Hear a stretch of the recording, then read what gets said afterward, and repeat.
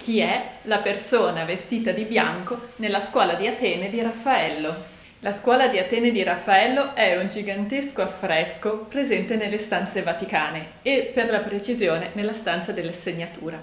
Questo affresco rappresenta matematici, filosofi e sapienti di varie epoche, spesso che hanno sembianze di contemporanei di Raffaello. E queste persone nell'affresco sono tutte intente a conversare tra di loro oppure a seguire le lezioni dei maestri, tranne due. Due persone, infatti, guardano verso lo spettatore. Di queste due figure, una è Raffaello, che si ritrae nella parte destra del dipinto, dietro ad alcune persone un po' nascosto, quasi dietro una colonna. Ma l'altra persona è una donna vestita di bianco. Nel gruppo dietro a Pitagora, infatti, c'è una figura in piedi, vestita di bianco. Questa figura rappresenterebbe l'ideale di perfezione fisica e morale dell'uomo, ovvero la cosiddetta calocagazzia. Ma questa figura ha anche le sembianze di qualcuno? Parrebbe di sì, non di un contemporaneo di Raffaello, ma di Ipazia.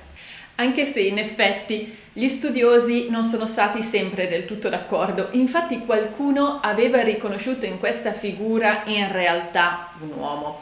Ma diciamo che la versione più accettata è che questa figura sia Ipazia. Ipazia infatti fu una filosofa, un'astronoma e una matematica greca, sapiente anche di scienze e letteratura. Ma cosa ci fa Ipazia in questo affresco? Perché proprio lei? Perché Ipazia divenne l'espressione, il simbolo della libertà del pensiero scientifico contro il fanatismo religioso.